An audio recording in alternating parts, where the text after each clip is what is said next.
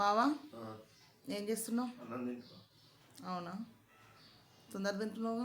ఆ, ఏంటి బావా విశేషాలు చెప్పు. నీకు మాట చెప్పనా? చెప్పు. మనం జీవితంలో ఎల్లప్పుడూ ఆనందంగా ఉండాలంటే ఏం చేయాలో తెలుసా? తెలియదు. మన జీవితంలో ఏం జరిగినా కూడా అంతా మనం మంచిగా అనుకోవాలి. అప్పుడే మంచిగా ఆనందంగా ఉండగలుగుతాం.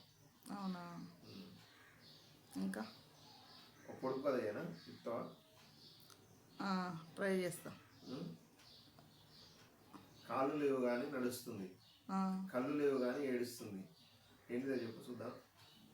కాళ్ళు లేవు కానీ నడుస్తుందా? ఆ, కళ్ళు లేవు కానీ ఏడుస్తుంది. అదేంది?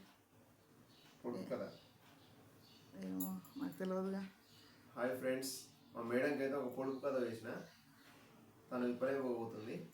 ఒకవేళ మీకు సమాధానం తెలిసినట్టయితే కామెంట్ బాక్స్లో కామెంట్ చేయండి ఫ్రెండ్స్. నాకు గుర్తుకు రావట్లే. ఏమో తెలియట్లే. ట్రై చేయి.